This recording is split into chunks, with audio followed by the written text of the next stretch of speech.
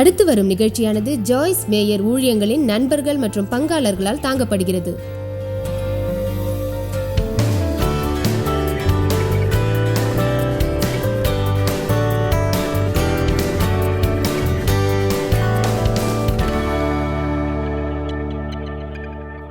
ஒரு விஷயம் சொல்கிறேன், தேவன் மூலமாக எப்போதும் நீங்கள் சொல்ல விரும்பினால் உங்களுக்கு மனோதைரியம் வேண்டும்.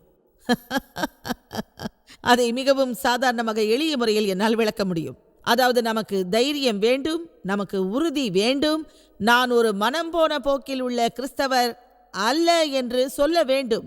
எல்லா விதத்திலும் தேவனோடு தான் நான் செல்வேன். நான் ஒரு கிறிஸ்தவராக இருக்கும் பட்சத்தில் அதில் உண்மையாக இருப்பேன்.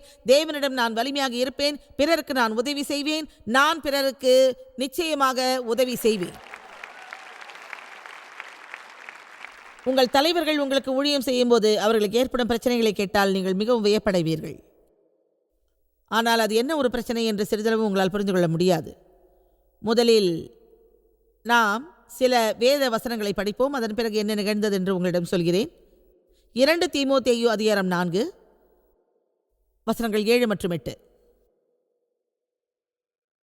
அதாவது என்னை ஒரு கிறிஸ்தவர் என்று அழைப்பதற்கு பல வருடங்களானது. என் சூழ்நிலைகள் உயரும்போது அது உயரும், அவை தாழும்போது அதுவும் தாழும். தாழும் உயரும், தாழும் உயரும், தாழும் உயரும். அதில் நீங்கள் களைத்து போகும்போது பிறகு உங்கள் வாழ்வில் நிலையாக இருப்பதை விரும்புவீர்கள். நான் போராடினேன், நல்ல விதமாக, தரமாக, கௌரவமாக, புனிதமாக போராடினேன். எல்லாரும் சொல்லுங்கள், போராடினேன். நல்ல போராட்டத்தை போராடினேன். என் ஓட்டத்தை முடித்தேன். விசுவாசத்தை காத்துக்கொண்டேன். இது முதல் நீதியின் கிரீடம் எனக்காக வைக்கப்பட்டிருக்கிறது. நீதியுள்ள நியாயாதிபதியாக கர்த்தர் அந்நாளிலே அதை எனக்கு தந்தருளுவார். எனக்கு மாத்திரமல்ல, அவர் பிரசன்னமாகுதலை விரும்பும் யாவருக்கும் அதை தந்தருளுவார். நீ சீக்கிரமாய் என்னிடத்தில் வரும்படி ஜாக்கிரதைப்படு. உங்களிடம் ஒன்று சொல்கிறேன், இயேசு மீண்டும் வருவார்.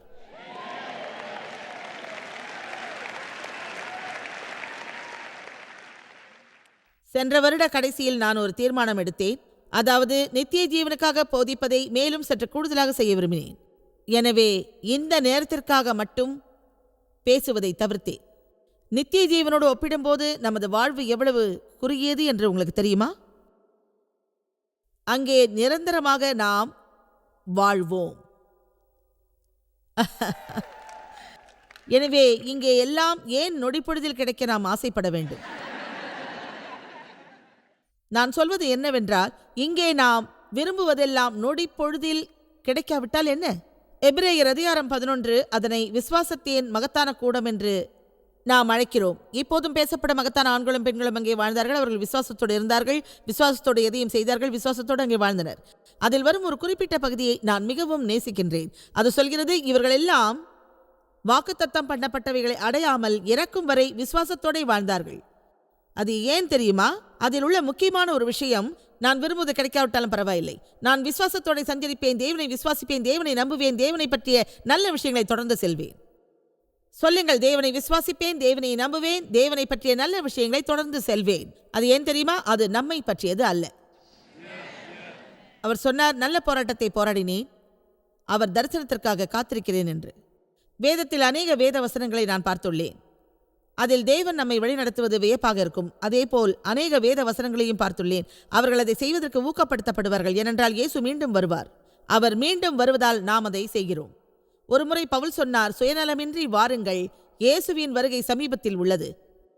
எனவே ட்ரம்பட் ஊதப்படும் வரை நாம் காத்திருப்போம், பிறகு விரைவாக தயாராவோம். அதற்கு நாம் தயாராக வாழ்வோம். அதன் அர்த்தம் என்னவென்றால், நமது தினசரி வாழ்வில் நாம் முழு மனதோடு தேவனை நாடுகிறோம். தேவனில் முதிர்ச்சி பெற்று அதில் வளர்பவர்களைக் கண்டு நான் மிகவும் வியப்படைகிறேன். அவர்கள் அந்த பந்தயத்தில் முன்னேறுகிறார்கள். அவர்கள் வாழ்வில் நடப்பதை பற்றி கவலைப்படாமல் மற்றவர்களுக்கு ஆசீர்வாதமாக உள்ளார்கள். அடுத்து நாம் அப்போஸ்தலர் அதிகாரம் 20 வசனம் 22 தொடங்குவோம். வசனம் 22 பவுல் என்ன சொல்கிறார் என்றால், இப்பொழுதும் நான் ஆவியிலே கட்டுண்டவனாய் எருசலேமுக்கு போகிறேன். அங்கே எனக்கு நேரிடும் காரியங்களை நான் அறியேன். கட்டுகளும் உபத்திரவங்களும் எனக்காக வைத்திருக்கிறதென்று பரிசுத்த ஆவியானவர் பட்டணந்தோறும் தெரிவிக்கிறதை மாத்திரம் அறிந்திருக்கிறேன். இதை சொல்வதற்கு எனக்கு தயக்கமாக இருக்கிறது. இது போன்ற வலிமையான கிறிஸ்தவர்கள் இப்போதும் இருக்கிறார்களா? அவர்கள் இப்படி சொல்வார்களா? எனக்கு என்ன நடந்தாலும் கவலை இல்லை, தேவன் செல் என்கிறார், நான் செல்கிறேன். எனவே நாம் வலுவாக இருக்க வேண்டும் என்று நான் விரும்புகிறேன். நமது பந்தயத்தை முடிப்போம், அதை கைவிட மாட்டோம் என்ற உறுதியோடு நாம் இருக்க வேண்டும் என்று விரும்புகிறேன். அவர் சொன்னார், இதை நான் செய்ய வேண்டும் என்று பரிசுத்த ஆவி என்னை கட்டாயப்படுத்தி உள்ளது. அவைகளில் ஒன்றை பற்றியும் நான் கவலைப்பட மாட்டேன். அதை நான் நேசிக்கிறேன். வசனம் 24.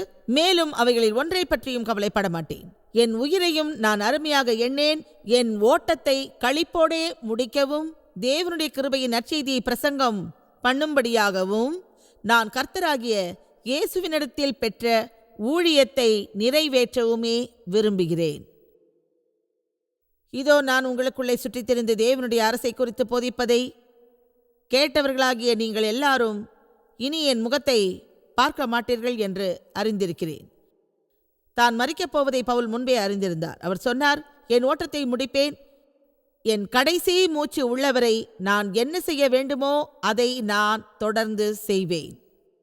உள்ளபடியே சிறிய பிரச்சனைகளை நமக்கு வழங்கி நம்மை தொந்தரவு செய்வதையும் குழப்பத்தை தருவதையும் தேவன் விரும்பவில்லை. பவுல் சில அற்புதமான விஷயங்களை சொல்லியிருக்கிறார். 1 கொரிந்தியர் 7 அவர் சொல்கிறார், நீங்கள் மனமுடித்திருந்தால் அது நல்லது, ஆனால் நீங்கள் மனமுடிக்கவில்லை என்றால் மனமுடிக்க முற்படாதீர்கள். ஏனென்றால் அதை நீங்கள் செய்தால் வேறு பல பிரச்சனைகளையும் நீங்கள் சந்திக்க வேண்டியிருக்கும். அது ஒரு வேடிக்கையான விஷயம், நீங்கள் அதை சந்திப்பீர்கள். இதற்காக அதிக நேரம் எடுத்துக்கொள்ள நான் விரும்பவில்லை, ஏனென்றால் நான் வேறு இடங்களுக்கு செல்ல வேண்டியுள்ளது. அதை பற்றி பவுல் சொல்லிவிட்டார். அதில் எந்த விதமான ஒரு தவறும் இல்லை. ஆனால் ஒரு விஷயத்தை பற்றி புரிந்து கொள்ளுங்கள். உங்களுக்கு ஒரு கணவனோ மனைவியோ இருந்தால் நீங்கள் இதுவரை கையாளாத விஷயங்களை எல்லாம் நீங்கள் கையாள வேண்டியிருக்கும். பவுலின் எதிர்பார்ப்பே இயேசு மீண்டும் வருவார் என்பதுதான். அதாவது இன்னும் சில நாட்களில் இயேசு மீண்டும் வருவார் என்று அவர் நினைத்தார். அவர் அப்படி உணர்ந்திருப்பதால் இப்போது நம் குணம் எப்படி இருக்க வேண்டும், அவர் எப்போது வருகிறார் என்று யாருக்கும் தெரியாது. ஒவ்வொரு நாளும் நம்மை கடந்து செல்லும் போது மறுநாளிலோ வேறு ஒரு நாளிலோ அது நிகழக்கூடும். இன்று இங்கே அமர்ந்தபடி நாம் நினைக்கலாம், ட்ரம்பட் விரைவில் ஒலிக்கப் போகிறது, அவர் கிழக்கு வானத்தை பிரிக்கப் போகிறார், இறந்தவர்கள் நிலத்திலிருந்து உயிர் தெழப் போகிறார்கள், நாம் காற்றிலே மேலே பறக்கப் போகிறோம், நாம் எல்லோரும் அவரை சந்திக்கப் போகிறோம் என்று நினைக்கலாம். ஹல்லேலூயா! அதற்காக இப்போது நாம் எல்லோரும் மகிழ்ச்சி அடைய வேண்டும். அடுத்த சில மணி நேரத்திலேயே நாம் அங்கே வாழப்போவதாக நினைக்க வேண்டும், அல்லது நாளை காலையில் என்று கூட நினைப்போம். ஆனால் மாப்பிள்ளையை பார்க்க காத்திருந்து அவரை காண தயாராக இருக்கும் முட்டாள்தனமான கண்ணியைப் போல யாரும் இருக்கக்கூடாது. இதை நான் உங்களுக்கு மட்டும் சொல்லவில்லை, உலகம் முழுவதும் இந்த நிகழ்ச்சியை டிவியில் பார்க்கும் எல்லோருக்கும் சொல்கிறேன். ஒரு விஷயம் உங்களிடம் சொல்கிறேன். இன்று நீங்கள் ஒரு திருச்சபையில் இருக்கலாம், இப்போது நான் சொன்ன விஷயங்களை நீங்கள் செய்வதற்கு தயாராக இருக்கலாம். ஆனால் இந்த உலகம் முழுவதிலும் உள்ள மக்கள் எப்படி இருக்கிறார்கள்? ஏன் இந்த உலகிற்கு மேலும் அதிகமான உதவியும் தேவனின் வார்த்தையும் தேவைப்படுகிறது. அநேக மக்கள் திருச்சபைக்கு செல்ல மாட்டார்கள், ஆனால் டிவியை பார்ப்பார்கள். ஒருவேளை அவர்கள் ஒரு காரணத்தோடு என்னை கவனிக்காமல் இருக்கலாம், ஆனால் அவர்களுக்கு உதவும் ஒரு நோக்கத்தோடு தான் நான் பேசுகிறேன்.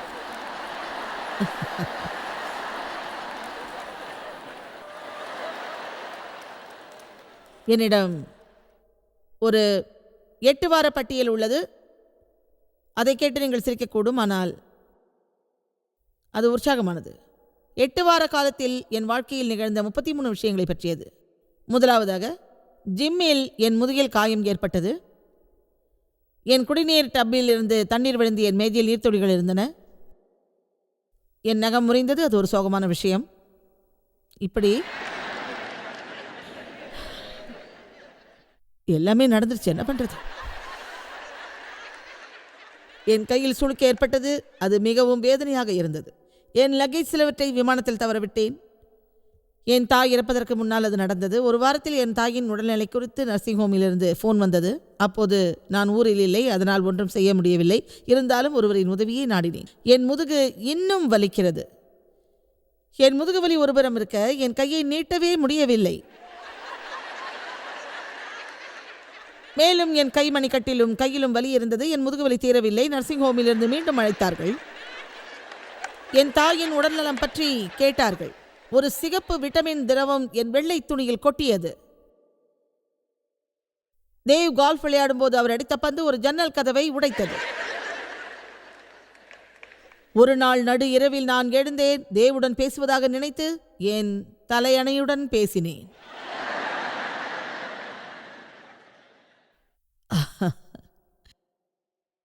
என் சாய்வு நாற்காலியை மாற்ற திட்டமிட்டிருந்தேன். அப்போது எனக்கு அதிகமான செலவு இருந்ததால் அதை நான் மாற்றவில்லை. என் பேண்டை நான் மாட்டும்போது என் பாதம் அதில் சிக்கிக் கொண்டது. அதோடு கூட சிறிது தூரம் நான் நடந்தேன். பலமுறை குதித்து பார்த்தேன். இருந்தாலும் என் பாதத்தை வெளியே எடுக்க முடியவில்லை. பிறகு ஒரு வழியாக என் பாதத்தை வெளியே எடுத்தேன். வேகமாக எடுத்தேன். என் காலில் வீக்கம் ஏற்பட்டது. அது ஒரு மோசமான அனுபவம். அப்போது நான் உடைந்த பாதத்துடனும் சுளுக்கிய கையுடனும் முதுகு வலியுடனும் இருந்தேன். உடற்பயிற்சி செய்தேன். அப்போதும் அது சரியாகவில்லை. அதை பற்றி ஒரு புத்தகம் எழுதப் போகிறேன், கூட்டத்தில் பேசப் போகிறேன், டிவியிலும் சொல்லப் போகிறேன். சொல்லப்போனால் உங்களுக்கெல்லாம் அது வேடிக்கையாகத்தான் இருக்கும். என் 86 வயதுள்ள அத்தை மிகவும் சுதந்திரமானவர். உள்ளபடியே அவரால் கார் ஓட்ட முடியவில்லை. நான் சொன்னதை அவர் கேட்கவில்லை. என் தாய்க்கு சரியாக காது கேட்காமல் இருந்ததால் அவர் அறையில் இருந்த டிவியை நான் அகற்ற முயன்றேன். ஆனால் அது அவருக்கு பிடிக்கவில்லை. அது அங்கேயே இருக்க வேண்டும் என்று தொடர்ந்து அடம் பிடித்தார். எனவே அதை அகற்றவில்லை. அவருக்கு சரியாக காது கேட்காததால் அவருக்காக ஒரு ஹியரிங் எய்ட் வாங்கினேன். ஆனால் அதை அவர் பயன்படுத்தவில்லை. அவருக்காக $350 கொடுத்து ஒரு ஜோடி கண்ணாடி வாங்கினேன். ஆனால் அதை அவர் பயன்படுத்தவில்லை. அதை அவர் குப்பை தொட்டியில் எறிந்து விட்டார். எங்கள் வீட்டு குழாயில் 24 மணி நேரம் நீர் வழிந்தது. என்னுடைய அத்தைக்கு கண்ணில் பொறை வளர்ந்தது. எனவே ஒரு கண் மருத்துவரிடம் நாங்கள் சென்றோம். நான் எதிர்பார்க்காத ஒரு தொழிலாளருடன் ஒரு முறை பணி செய்யும் சூழ்நிலை ஏற்பட்டது. தேவ் முதுகில் ஆபரேஷன் செய்தார். அவர் என்னோடு இந்தோனேஷியாவுக்கு வர முடியவில்லை. பிறகு 7 நாட்கள் 47 மணி நேரம் பயணம் செய்து இந்தோனேஷியா சென்று வந்தேன். ஒரு வருடத்திற்கு முன்னால் நாங்கள் திட்டமிட்டபடி அங்கே ஒரு மகத்தான கூட்டம் நடத்திய போது திடீரென வெள்ளம் வந்தது. அந்த நேரத்தில் நமக்கு ஆனந்தம் தேவையா? அன்றாட வாழ்வில் ஆனந்தமடைய உங்களை வரவேற்கிறேன்.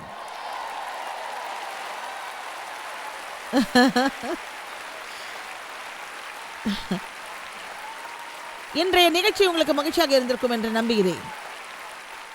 என் கால் பாதத்தில் முறிவு, என் கையில் சுளுக்கு, என் முதுகில் வலி. அன்று இரவு நான் பிலோவுடன் பேசினேன். இன்னும் ஒரு சிறந்த விஷயத்தை நீங்கள் கேட்கவில்லை. இதற்கு நடுவே என் அத்தை ஹாஸ்பிட்டலுக்கு செல்ல வேண்டியிருந்தது. அவருக்கு நிமோனியா காய்ச்சல். 47 மணி நேரம் விமான பயணம் செய்த பிறகு நான் வீடு சேர்ந்து 3 மணி நேரம் தான் ஆனது. அப்போது விடியற் காலை 2 மணி என் அத்தையை ஹாஸ்பிட்டலுக்கு அழைத்து செல்ல வேண்டும் என்று எனக்கு தொலைபேசி அழைப்பு வந்தது. இன்னொரு பக்கம் ஒரு தொழிலாளர் பிரச்சனை. எனது வெப்சைட் 2 நாட்கள் செயல்படவில்லை. அலுவலக போன்களும் இயங்கவில்லை. எனது ஒரு காலின் பாதம் நாற்காலியில் சிக்கியது. ஒரு பெட்டி நிறைய நான் வைத்திருந்த வெடிகள் தரையில் சிதறியது. நல்லவேளை எதுவும் வெடிக்கவில்லை. உடனே நர்சிங் ஹோம் செல்ல வேண்டும் என்று என் அத்தையிடம் சொன்னேன். அப்போது தான் இந்தோனேஷியாவில் இருந்து வந்திருந்தேன். திடீரென்று என் வயிறு வலித்தது. முன்தினம் நான் தங்கியிருந்த ஹோட்டலில் நாள் முழுவதும் ஃபயர் அலார்ம் சோதனை. ஒரே சத்தமாக இருந்தது. என் உடல் முழுவதும் வலித்தது. எனவே மசாசி ஸ்பாவுக்கு போக முடிவு செய்து அங்கே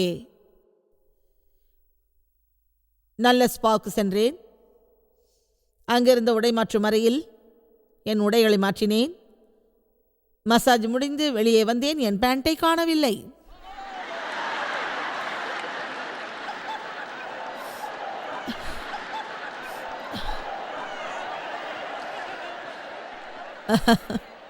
என் மேலாடையை அணிந்தேன். ஏதோ ஒன்று இல்லாததை உணர்ந்தேன்.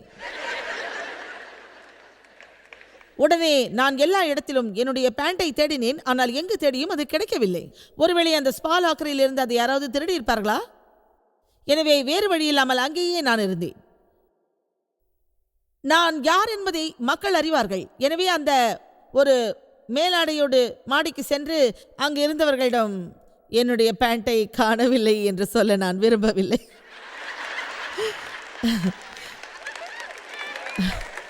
உடனே அங்கிருந்த ஒரு அங்கியை அணிந்தேன். மாடிக்கு சென்றேன். என் பேண்டை காணவில்லை என்று சொன்னேன். அங்கிருந்தவர்கள் என்ன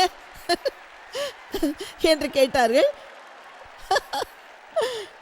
என் பேண்டை காணவில்லை என்று. உடனே சிலரை கீழே அனுப்பி அங்கிருந்த உடைகள் முழுவதையும் சோதித்தார்கள். எல்லா லாக்கரிலும் தேடினார்கள். ஆனால் என் பேண்டை கண்டுபிடிக்க முடியவில்லை. ஒருவர் சொன்னார், மிஸ்ஸஸ் மேயர் அவர்களே, உங்களுக்கு ஒரு ஜோடி பேண்ட் கொடுக்க விரும்புகிறோம். ஆனால் அந்த லாபியை கடந்து சென்று அங்குள்ள கடைக்கு நீங்கள் தான் போக வேண்டும். அந்த கடை ஒரு அழகான ஹோட்டலில் இருந்ததை நான் பார்த்தேன். பிறகு அந்த லாபியை கடந்து நான் சென்றேன். அப்படி ஒரு நிலைமை உங்களுக்கு ஏற்பட்டிருந்தால் என்ன நடந்திருக்கும்? உங்கள் தலைமுடி உயர்ந்து காற்றிலே பறந்திருக்கும். அப்போது அங்கே இருந்த கிஃப்ட் ஷாப்பை நோக்கி நடந்தேன். இதோ வந்து விட்டேன் என்று. அந்த கிஃப்ட் ஷாப்பில் இருந்தவர்கள் சொன்னார்கள், உங்கள் நிலைமையை பற்றி நாங்கள் கேள்விப்பட்டோம். உடனே என் பிரச்சனை தீர்ந்தது என்று நினைத்தேன். பிறகு ஒரு ஜோடி பேண்ட்டுகள் கொடுத்தார்கள். அந்த பேண்டை அணிந்து கொண்டு வீட்டுக்கு சென்றேன். சிறிது நேரம் கழித்து அவர்கள் என்னை ஃபோனில் அழைத்து சொன்னார்கள், உங்கள் பேண்ட் கிடைத்து விட்டது என்று. அதை லாக்கரில் வைப்பதற்கு பதில் அங்கே இருந்த ஒரு மேஜையில் வைத்திருந்தேன். யாரோ ஒருவர் அதை பார்த்திருக்கிறார். எனவே என் பேண்ட் அதுவரை அந்த மேஜையிலேயே தான் இருந்திருக்கிறது. அதன் மீது ஒரு பெண் தன் அப்பாயின்மெண்ட் புத்தகத்தை வைத்திருந்தார். ஒருவேளை தேவன் அப்படி ஒரு வேடிக்கை செய்ய வேண்டும் என்று நினைத்திருக்கலாம். அது அவரது பொழுதுபோக்காகவும் இருக்கலாம். தேவனே, எதற்காக இதெல்லாம்? எனக்கு நிறைய வேலை உள்ளது என்று சொல்ல நான் நினைத்தேன். ஒரு விஷயத்தை நீங்கள் அறிய விரும்புகிறேன். தினமும் காலையில் அன்றாட வாழ்வில் ஆனந்தம் அடைவீர் என்று நான் சொல்கின்றேன். ஆனால் ஏதாவது ஒரு நாளில் நானே ஆனந்தம் அடையாமல் இருந்திருப்பேன். எல்லோரும் தேவனை போற்றுங்கள்.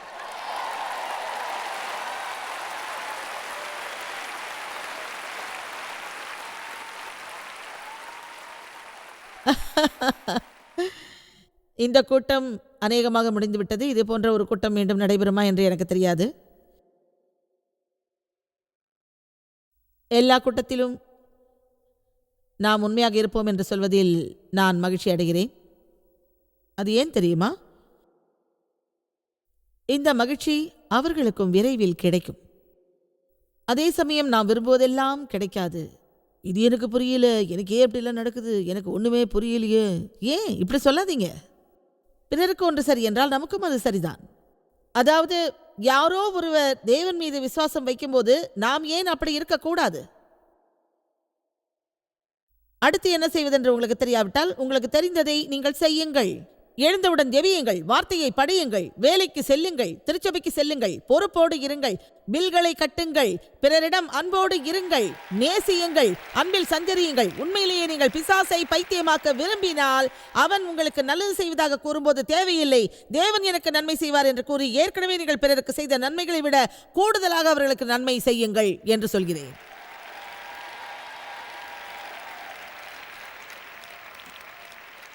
ஒரு வேத வசனம் சொல்கிறது, நீங்கள் துக்கப்படும் போது நல்லதை கைவிடாதீர்கள், தங்களுக்கு பிரச்சனை இருக்கும் போது கொடுப்பதை கைவிடும். அநேக மக்கள் இருப்பது உங்களுக்கு தெரியுமா? அதன் காரணம் என்ன தெரியுமா? நீங்கள் கொடுப்பதற்கு ஆயத்தமான பின்பு நீங்கள் 2 வாரங்கள் தொடர்ந்து திருச்சபைக்கு போகாமல் இருந்தால் நீங்கள் மீண்டும் அங்கே செல்லும் போது மொத்த காணிக்கையும் சேர்த்து நீங்கள் செலுத்த வேண்டியது இல்லை. உங்கள் மகத்தான ஆதரவுக்கு நன்றி.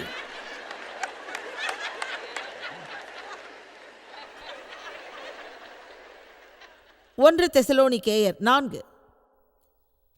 அது மட்டுமன்றி சகோதரரே, உறக்கமடைந்தவர்களை பற்றி அறியாதவர்களாக நம்பிக்கையற்றவர்களான மற்றவர்களைப் போல நீங்களும் கவலைப்பட்டு வருந்துவதை நாங்கள் விரும்பவில்லை. இயேசுவானவர் இறந்த பின்பு எழுந்திருந்தார் என்று விசுவாசிக்கிறோமே, அப்படியே இயேசுவுக்குள் உறக்கமடைந்தவர்களையும் தேவன் அவரோடே கூட கொண்டு வருவார். அதன் அடிப்படை விஷயம் என்னவென்றால், நீங்கள் நேசித்தவர்கள் உங்களுக்கு முன்னால் இறந்து விட்டார்கள் என்று கவலைப்படாதீர்கள். அவர்களை நீங்கள் மீண்டும் காண்பீர்கள். ஹல்லேலூயா!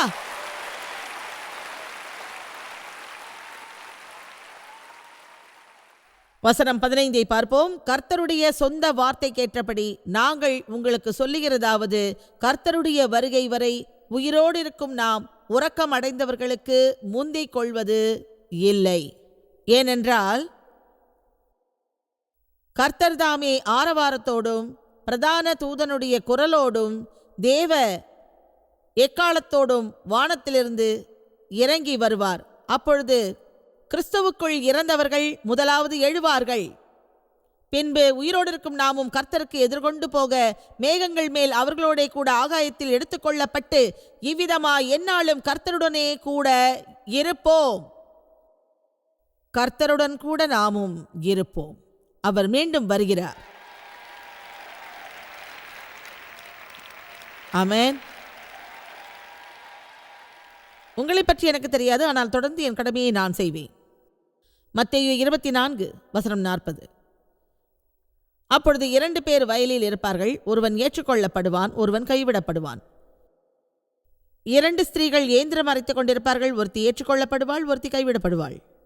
உங்கள் ஆண்டவர் இன்ன நாழிகையிலே வருவார் என்று நீங்கள் அறியாதிருக்கிறபடியினால் விழித்திருங்கள். இதில் என்ன சொல்லப்படுகிறது என்றால், ஆண்டவர் வரும் வரையில் நாம் விழித்திருக்க வேண்டும் என்று. நீங்கள் இன்னொன்றை புரிந்து கொள்ளுங்கள். திருடன் இன்ன ஜாமத்தில் வருவான் என்று வீட்டெஜமான் அறிந்திருந்தால் அவன் விழித்திருந்து தன் வீட்டை கண்ணமிட ஒட்டான் என்று அறிவீர்கள். அவர் என்ன சொல்கிறார் என்றால், அடிப்படையில் என்ன சொல்கிறார் என்றால், இயேசு மீண்டும் வருவதை நாம் உண்மையில் விசுவாசித்தால் நமது வாழ்வில் என்ன மாற்றம் நிகழும்? உங்களிடம் நான் இப்படி சொல்ல முடியும், நீங்கள் அதை எழுதி கொள்ளலாம். ஞாயிறு காலை இயேசு மீண்டும் வருவார். ஆனால் அப்படி நான் சொல்ல மாட்டேன். ஏனென்றால் அவர் வாரும் நேரமும் யாருக்கும் தெரியாது. நீங்கள் மன்னிப்பு கேட்கும் ஒரு விஷயத்தில் யார் எங்களை மன்னிப்பார் என்று கேட்பீர்கள்.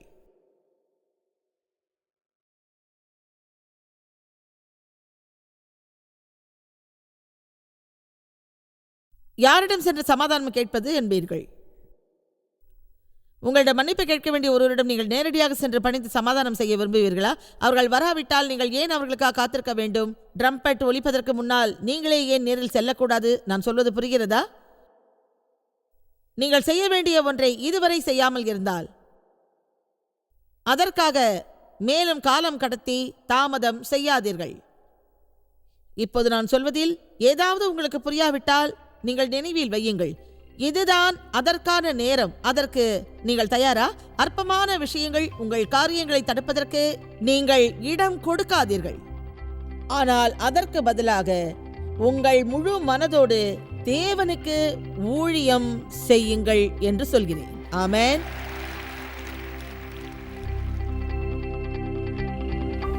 உங்களிடம் ஒன்றை நினைவுபடுத்துகிறேன். உங்கள் பிரச்சனைகள் ஏதாவது குறுக்கிட்டாலும் நீங்கள் செய்ய வேண்டியதை செய்யுங்கள். தேவனின் வார்த்தை சொல்வதில் கவனமாயிருங்கள். அதை நீங்கள் கைவிடாதீர்கள்.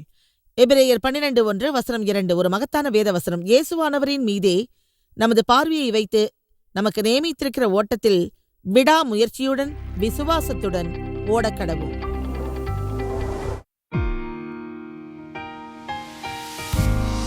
இந்த ஊழியத்தை உலகமெங்கும் சாத்தியமாக்கும் நண்பர்களுக்கும் பங்காளர்களுக்கும் எங்களது நன்றியையும் பாராட்டுகளையும் தெரிவிக்கிறோம்.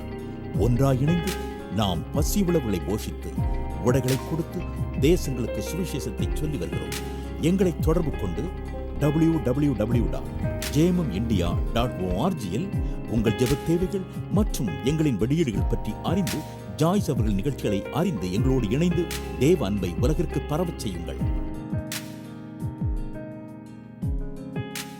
அடுத்து வரும் நிகழ்ச்சியானது ஜாய்ஸ் மேயர் ஊழியங்களின் நண்பர்கள் மற்றும் பங்காளர்களால் தாங்கப்படுகிறது.